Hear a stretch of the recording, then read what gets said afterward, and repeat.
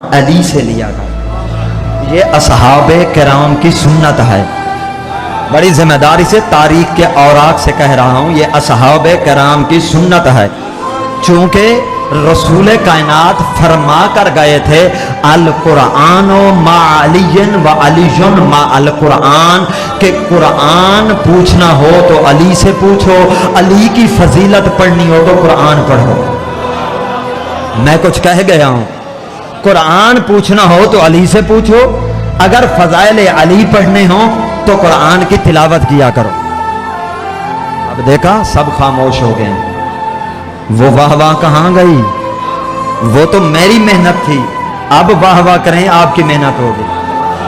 भाई कुरान को पढ़ा करें, ये अली इब्न अबी तालिब की सुन्नत है, ये अली इब्न अबी तालिब की सीरत है।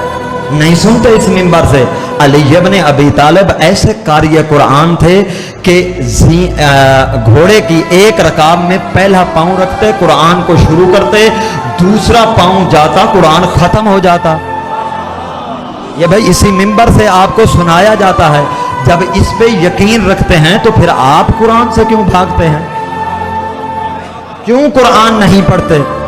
याद रख, कुरान गिलाफ में लपेट कर अलमारी में रखने के लिए नहीं आया, कुरान तिलावत करने के लिए आया है।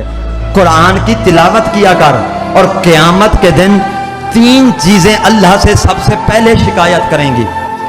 तीन चीजें सबसे पहले अल्लाह उन्हें मौका देगा शिकायत का, और वो अल्लाह की बारगाह में शिकायत करेंगी।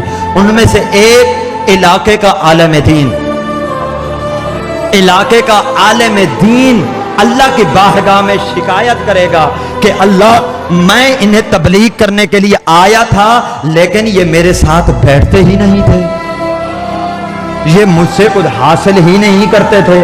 और दूसरी चीज जो शिकायत करेगी वो मस्जिद होगी।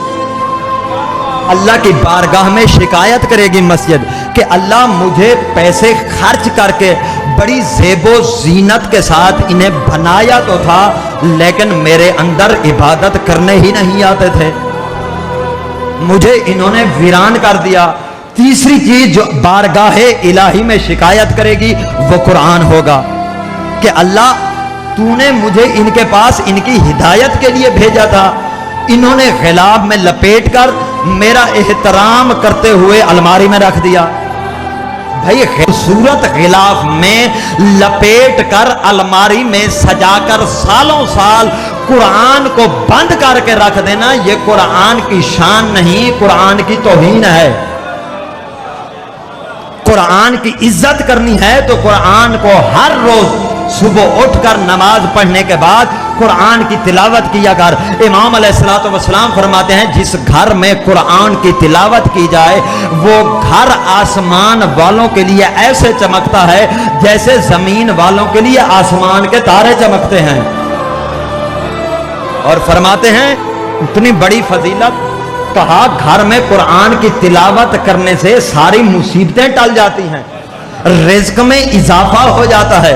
ये जो आप लोगों से मांगते हैं कि हम तंग दस्त हाल हो गए हैं, हमारे घर में गुर्बत छा गई है, हमारी कुछ मदद करें, भाई लोगों से मांगने की बजाय उस राह हल को तलाश क्यों नहीं करते जो आइम्मा ने हमें दिया है। मासूम ने फरमाया है कि घर में कुरान की कसरत से तिलावत किया कर, कसरत से कुरान की तिलावत करने से घर से गुर्बत खत्म हो जाती है। और बिलखसूस एक अमल भी सुन लें कुरान का, जो खसूसन बेरोजगार अक्सर हो जाया करते हैं, खसूसन जिन पे गुर्बत छा जाया करती है, खसूसन तंग दस्त जो हो जाया करते हैं, खसूसन जिनके घर में औलाद ज्यादा होती है। भाई देखें हर रोज मगरिब बैन की नमाज पढ़ने के बाद, मगरिब व इशा की नमाज पढ़ने के बाद सूरह वाक़िया की तिलावत करके सो जाया कर, फिर एक हफ्ता मुसलसल तो तिलावत कर। अगर सारे के सारे कर्जे उतरने शुरू ना हो जाए मुझे पकड़ लेना, सिर्फ एक हफ्ता तो तिलावत शुरू कर। अगर तो तंग दस्त हाल होगा तेरी तंग दस्ती दूर हो जाएगी, गायब से रिज्क आना शुरू हो जाएगा। अगर तूने सूरह वाक़िया की तिलावत करनी शुरू कर दी। सलवात पढ़ने पर मोहम्मद व आले मोहम्मद। محمد